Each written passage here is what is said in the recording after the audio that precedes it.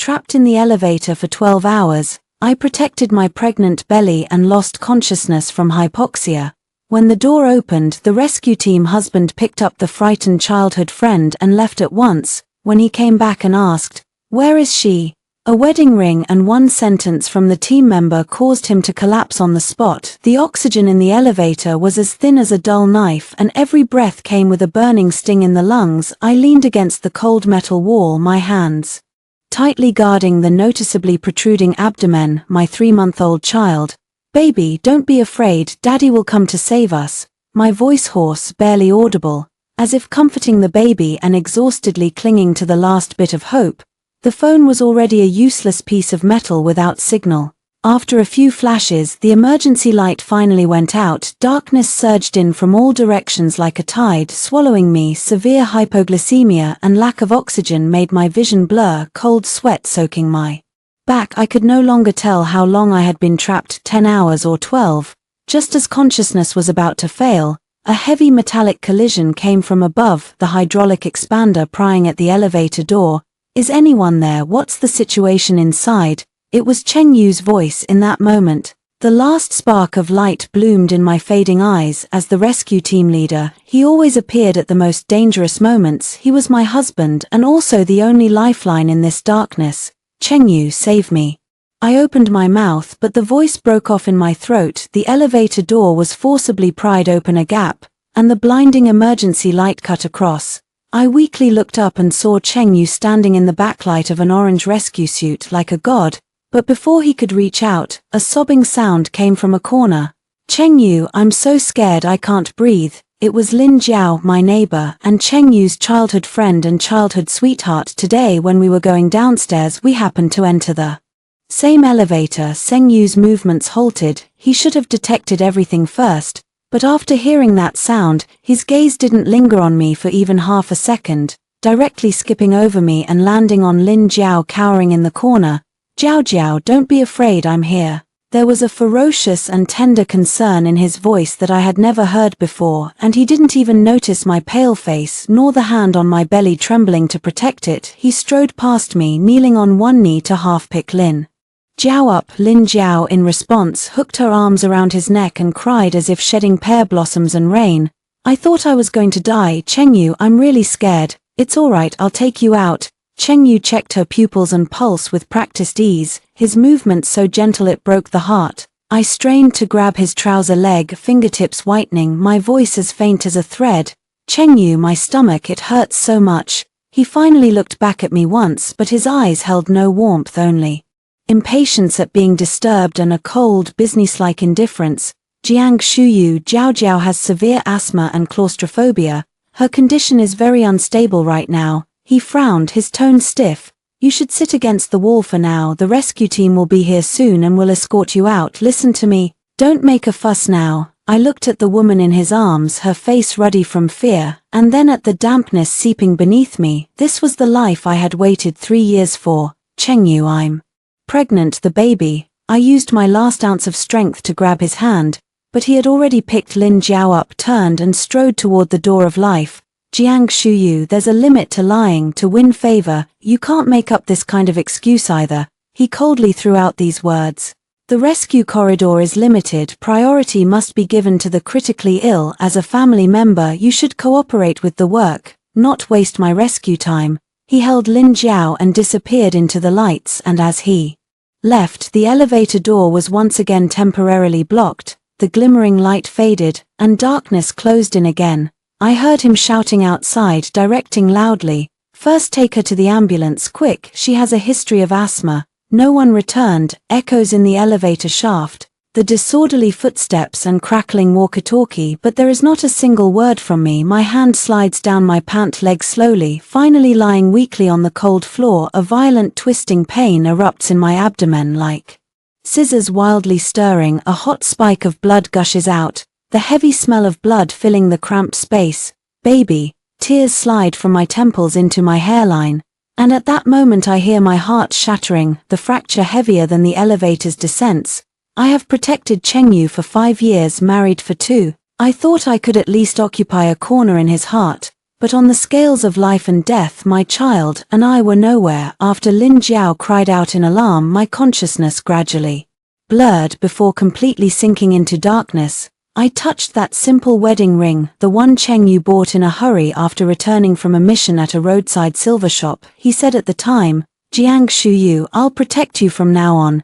Now I realize how ironic that is. The person you protect has never been me. Since you chose her, then my child and I will not trouble you. When the rescue team finally found me 20 minutes later, I had collapsed in a pool of blood, my heartbeat faint almost to disappearing. Their frightened calls echoed down the corridor, but I could not hear them clearly, only felt cold, the kind of cold that seeps from the bones and cannot be warmed again. The antiseptic smell in the hospital corridor stabbed at my head until it hurt. When I woke, the sight was a stark white. The nurse was changing a dressing. Upon seeing my eyes open, a trace of pity flashed in her eyes, and she whispered, "Ms. Jiang, you're awake. The surgery was successful, but we couldn't save the baby." I stared at the ceiling, did not cry, not even a tremor in my eyelashes. That expected despair from the moment the elevator doors closed burned my heart to ashes. I want to sit up, but the severe abdominal pain makes me grunt. The nurse hurriedly pressed me back down. "You had massive bleeding and were just rescued. Do not move. Where is your family? I don't see anyone." "He's busy." I taunted myself with a wry smile, my voice like sandpaper. Busy with someone more important, because it was a sudden accident. My personal belongings were collected by the rescue team. Not long after, the medic in charge of the aftermath, Xiao Wang, walked in carrying a transparent plastic bag. He saw that I was awake and stood nervously at the edge of the bed, his eyes dodging. "Teacher Jiang, team leader Cheng is in the neighboring ward keeping company with Miss Lin." Miss Lin was frightened and developed a mild asthma attack. Team leader Cheng said to stay over there. He'll handle the discharge paperwork later. Xiao Wang didn't dare meet my gaze at all. Everyone knows this is Cheng Yu's excuse. Someone whose asthma relapse needs observation, and someone who had a miscarriage with heavy bleeding, which is heavier. On Cheng Yu's bias scale, Lin Jiao is always the heavier side. "Give me the thing." I calmly extend my hand, fixed with the retention needle. Xiao Wang handed over the plastic bag. Inside was a phone with a cracked screen and also the wedding ring stained with blood, crushed slightly during the rescue. I gripped the ring, digging my nails into the deformed groove. There remained a dried blood clot inside, the blood of my child and the testimony of my 5 years of humiliatingly wooing him. "Xiao Wang, do me a favor." I looked up, my tone unflinching. "Hand this ring to Cheng Yu and tell him Jiang Shuyu wishes him and his sense of responsibility a long and happy marriage." Xiao Wang froze, at a loss. "Teacher Jiang, it's better if you return this ring to him yourself. Team Cheng is actually very worried about you. He asked about you just now." "Worried about me?" I let out a light laugh, a laugh that hurt my chest. Either worried I can walk back to the ward on my own, or worried I'll keep acting to deceive him. I ignored Xiao Wang's pained expression, and struggled to grab the paper and pen from the head of the bed, because my hand trembled.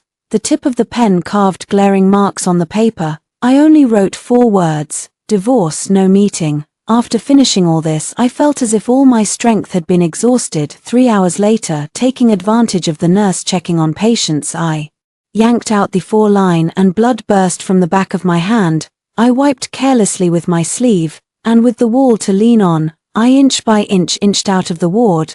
I did not return to that so-called home. Everywhere there were Cheng Yu's shadows.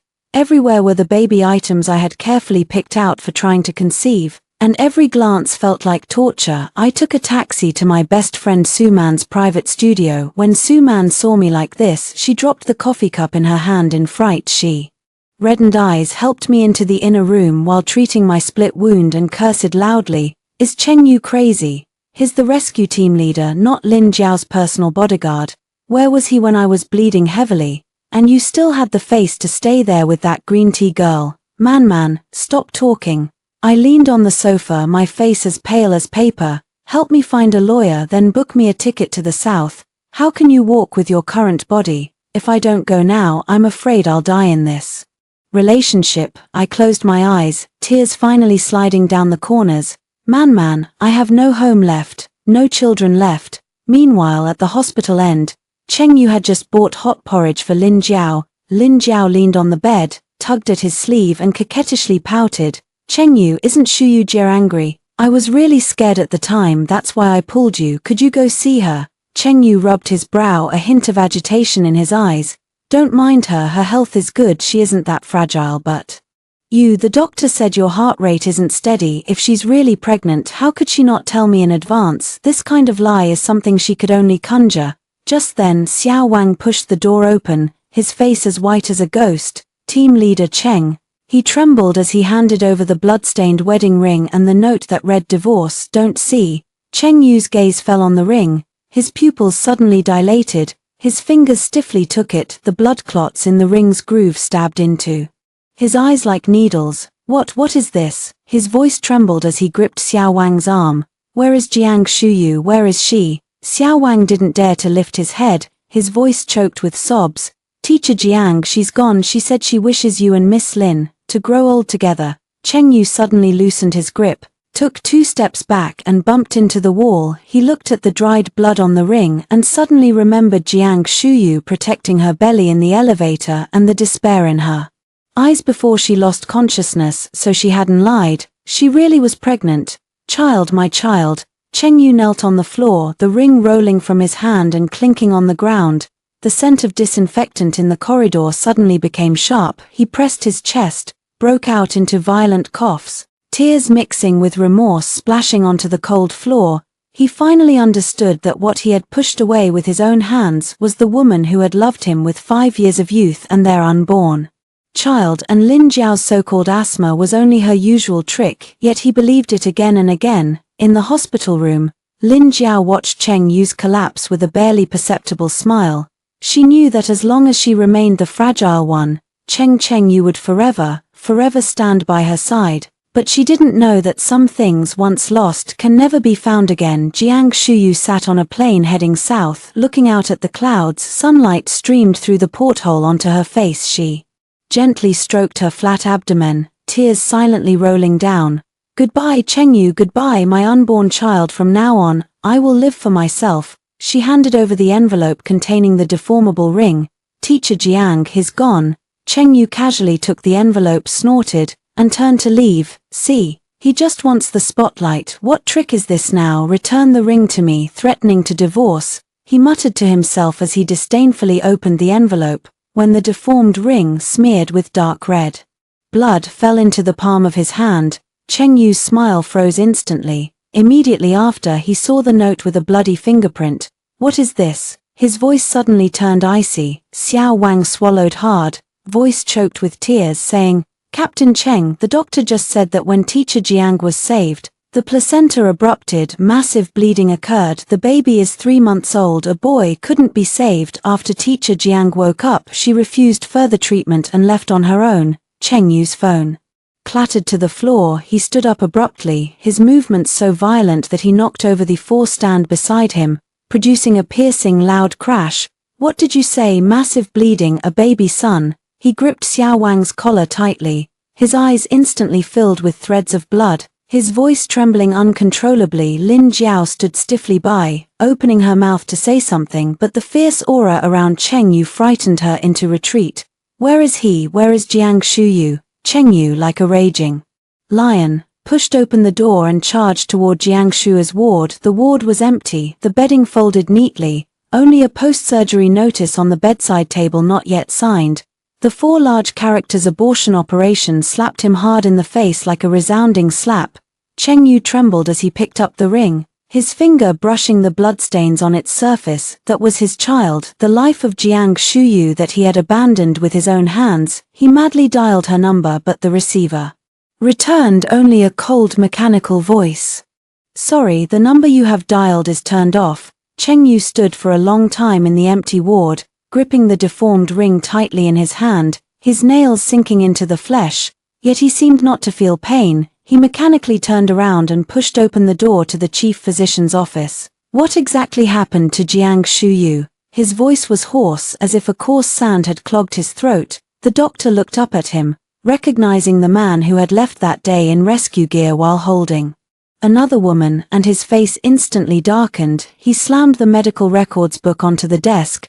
Captain Cheng, Is it meaningful to ask these questions now? The doctor said coldly. When the patient was brought in, her amniotic fluid had already ruptured, and the blood loss reached 1,000 milliliters. She spent a full 12 hours in the elevator in an extremely hypoxic environment, not to mention she is a high-risk advanced stage primigravida. The emotional volatility plus external trauma caused placental abruption. If she had been brought in 10 minutes later, we wouldn't have been able to save even the adult. With every word, Cheng Yu's face grew whiter. Placental abruption, external trauma. He seized on these two terms, his pupils trembling violently. How could she have sustained a collision? The impact of the elevator plummeting, or was she flailing in despair and hitting the elevator? The doctor gave a sarcastic, cold smile. Captain Cheng, you're a professional rescuer and should know better than anyone. When a pregnant woman sits in a dark, enclosed elevator, watching her husband carry off another woman with her own eyes, what kind of mood do you think she's in? Xing Yu swayed a bit, nearly banging into the doorframe. He remembered the elevator and Jiang Shu's hands, pale as paper, clutching at the hem of his pants. She was begging him at the time, saying her stomach hurt, saying she was pregnant. But what did he say then? He said, Jiang Shu, there are limits to lying. Cheng Yu, calm down. Lin Jiao, at some point following him, stood at the doorway timidly tugging his sleeve. Shu, you may just be too sad. Go back to your mother's house to lie low in a couple of days. Get out. Cheng Yu didn't look back. He violently shook her hand off. That was the first time he had gotten angry with Lin Jiao, the ferocity in his eyes making Lin Jiao stumble back 3 steps, her face whitening in a frenzy. He ran out of the hospital, drove back to that home which he had once thought was filled with warmth. Pushing the door open, the room was terrifyingly quiet. Jiang Shuyu was originally a person with a strong sense of life, and the windowsill always had fresh freesias, but at this moment those flowers had withered from lack of water, drooping sadly with their heads hanging. Cheng Yu rushed into the bedroom, the wardrobe doors wide open, most of Jiang Shu's clothes gone, leaving only a few outfits she didn't like for social occasions that he had bought for her. The bottles and jars on the dressing table were emptied, leaving behind a signed divorce agreement inside the property division section. She had written clearly, leave with nothing, just freedom. Cheng Yu mocked himself with a bit of a crooked smile. His eyes reddening to the point of seeming to bleed, he sat on the sofa, his hand accidentally brushing against a soft object, a small box hidden under the throw pillow. He trembled as he opened it, finding a pair of hand-woven small knitted shoes and a prenatal ultrasound photo. The baby in the photo, Little Bean, was still so tiny, the features not yet clear, but beside it there was a line of delicate handwriting. Dad, if you knew I existed, you would surely be very happy, right? I hope I grow up to be as brave as you. Plop, a scorching tear burst onto the ultrasonic image. Cheng Yu clutched his face with a sudden motion, a muffled sob leaking through his fingers. His so-called bravery is to kill his own child with his own hands and abandon his wife who is struggling on the edge of life and death. For the next 3 days, Cheng Yu used all his connections to track Jiang Shu's movements, traffic surveillance, hotel records, bank statements, but Jiang Shu seemed to vanish into thin air, cancelling her usual social accounts, even leaving her salary card at home, untouched. On the 4th day, Cheng Yu, with a scruffy beard, slumped in the rescue team office. Team member Xiao Wang knocked and entered, about to speak but hesitated. Orange team, Miss Lin is outside, says she has something for you, and apologizes for what happened that day. Get her out, don't let me see her again. Cheng Yu raised his head barely, his voice cold and hard as iron. Make her get out. He slammed all the documents on the desk in a fit of rage, except for the ultrasound photo that was wet with tears, which he protected with his hand. It was only at this moment that he finally understood what those 12 hours meant to Jiang Shuyu, that they represented all the love, trust, and hope she had for him, gradually drained away.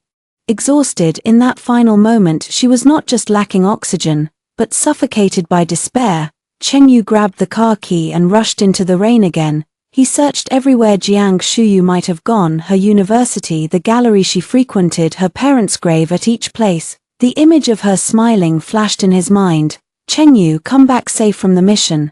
Cheng Yu, I made your favorite braised pork. But now these warm memories had become sharp barbs, and each time he recalled them, a piece of bloody flesh would be ripped out. Late at night, Cheng Yu trudged home exhausted and collapsed onto a bed that had no warmth left. He curled up like a child who has lost the entire world, whispering, "You, come back, I beg you." What answered him was only the deathly silence of the rain outside the window, and the lingering, mocking taunts of the past that filled the room. 3 years later, the southern rainy season was humid and stifling. On Theof, the premier restoration exhibition of ancient paintings, flashes went off one after another. I wore a sharply tailored slate-grey suit dress, my long hair gathered into a neat bun, and calmly introduced the freshly restored The Depths of the Mountain to the curator. In these 3 years, I reverted to my mother's surname and became a rising star in the field of ancient painting restoration. Lin Wei, a tremulous voice came from the outskirts of the crowd, filled with incredulous astonishment. My hand that was holding the pen paused briefly, then naturally lowered, and I turned to look. Cheng Yu, wearing a slightly ill-fitting suit, stood where the lights tangled. He had lost a lot of weight, his eye sockets hollow, his jawline taut, no longer the spirited rescue team leader of old. I politely nod, my gaze sweeping over a withered leaf without the slightest ripple. "Sir, I am Lin Wei. I haven't used the name Jiangshua for a long time." Cheng Yu charged forward with a stride, trying to grab my hand, but was blocked by the assistant beside him, who reacted quickly. "You, I've finally found you. Where have you been these 3 years? I've searched every city." His voice was hoarse, carrying a humbly frantic plea. "This gentleman, please keep your dignity." My tone was steady, even wearing a proper smile. "If you're here for the exhibition, please buy a ticket to enter. If you're looking for a relative, you've misidentified the person." Cheng Yu stared at my face, trying to find the warmth or the resentment from the past, but was destined to be disappointed. Nowadays when I look at him, it's like looking at a piece of yellowed paper that has lost its value for restoration. "Mr. Cheng, I hear you've been assigned to the Cultural Heritage Security Task Force. Since you're a public official, shouting in public seems somewhat inappropriate." I spoke with a measured bite, then turned to the curator and said, "Mr. Liu, let's discuss the remaining details in the VIP room." Yeah, Cheng Yu shouted behind me, tearing at my heart. "I have broken up with Lin Jiao. I look for you every day. I was wrong. I really know I was wrong." My steps did not stop. That soul-shaking pain had already died long ago on that oxygen-deprived night. That evening, when I walked out of the exhibition hall, under the streetlight with Cheng Yu, I held a wilted bouquet of pale bluebells in my hand that had been my favorite flower before. Yeah, I know you won't forgive me, even if you beat me or scold me. Please don't pretend you don't know me, okay?" He hurried forward to hand me the flowers, his voice tense. "In these 3 years, I've gone through the court files of the elevator accident again and again, regretting every day. Why didn't I turn back and look at you a little longer?" I took the flowers, and a glimmer of hope shot from Cheng Yu's eyes, but in the next moment I casually tossed the flowers into the nearby trash can. "Cheng Yu." I looked at his suddenly pale face, my voice calm yet chilling to the bone.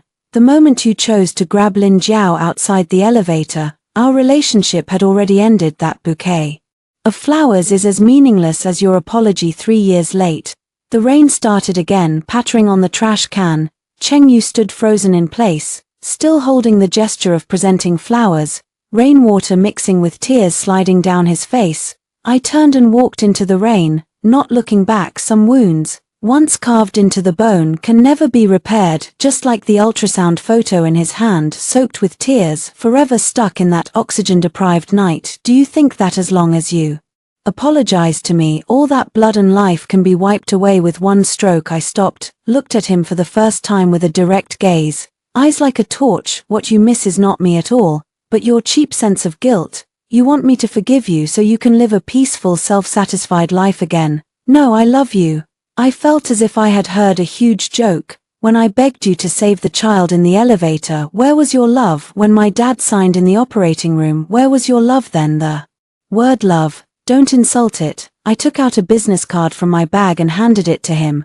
"This is my lawyer's number. You didn't sign the divorce agreement back then. Sign it now if you still want a shred of your dignity as a policeman. Don't ever show up in front of me again or I will sue you for harassment." I bypassed him and walked toward the chauffeur-driven car parked by the roadside.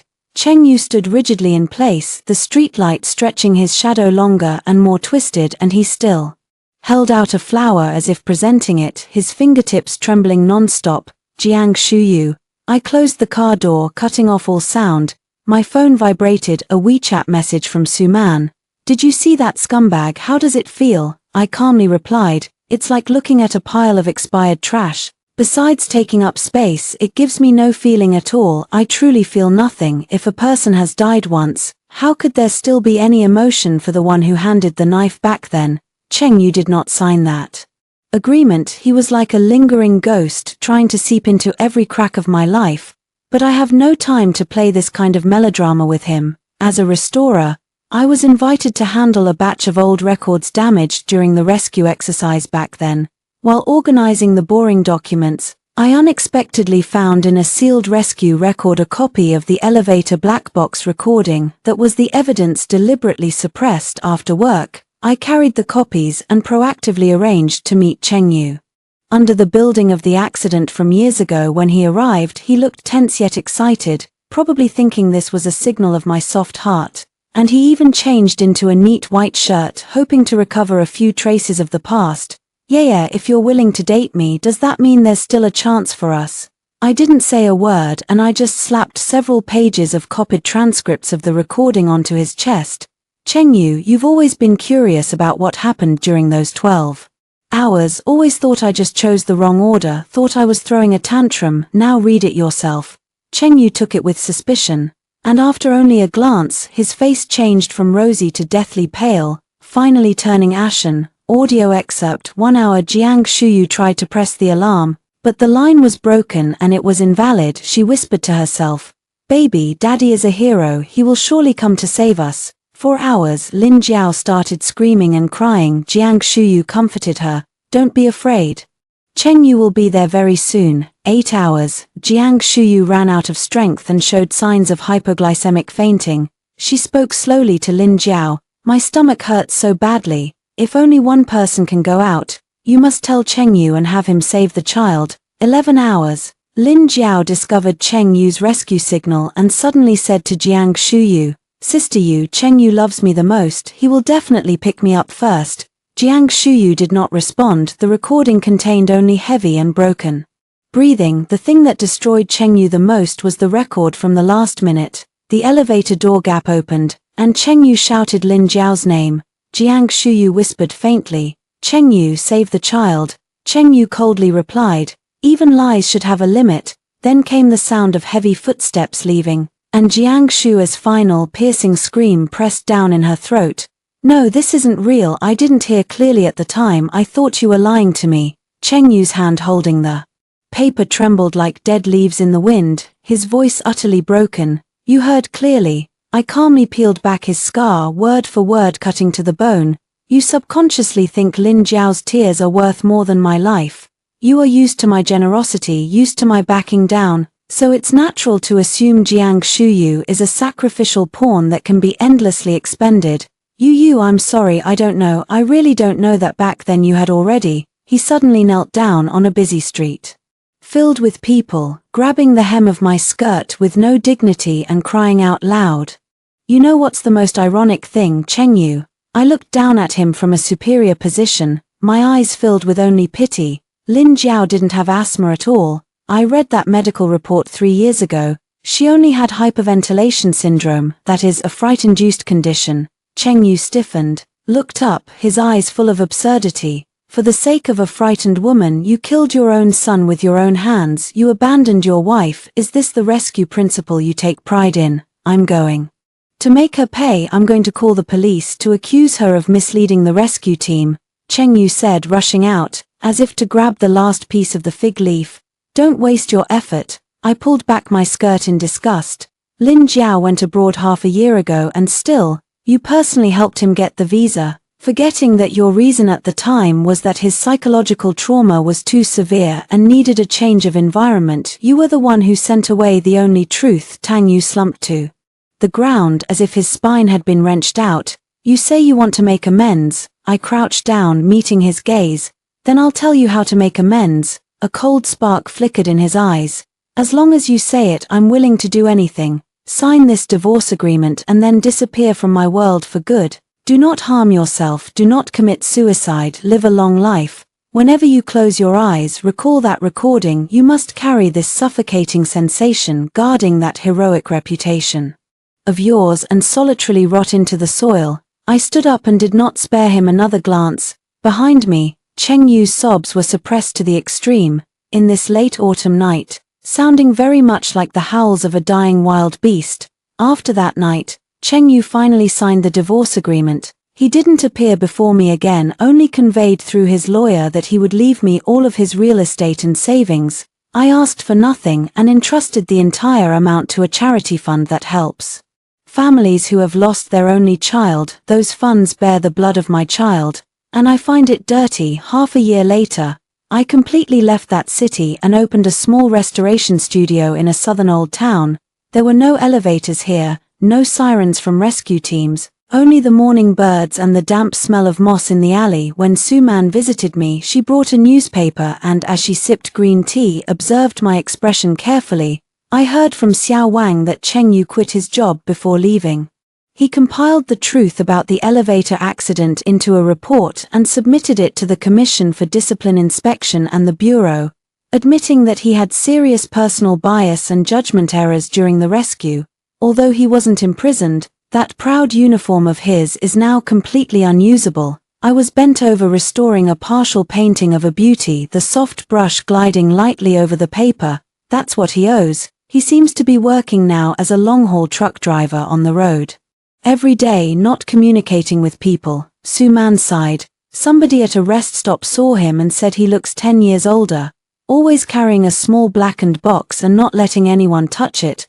I guess that inside was probably the ring and the photo from back then. My hand kept moving, and my heart no longer rippled. For him, a lonely life was the longest cremation. For me, letting go of the hate was true rebirth. In the blink of an eye, it was winter solstice. The studio received a big job, the restoration of a damaged wooden statue for the provincial museum.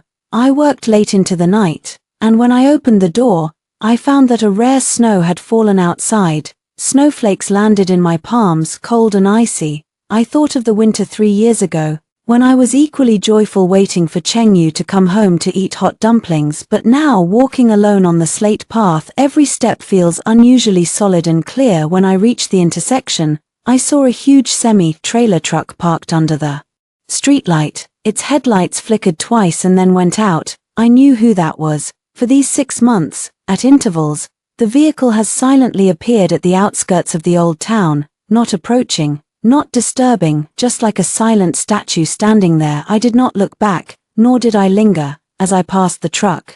I vaguely felt in the rearview mirror a pair of humble, shattered eyes filled with remorse, tightly chasing after me, but I only wrapped my coat tighter, kept my gaze forward, and walked into the thick night through the snow. What you think of as protection has become meaningless to me.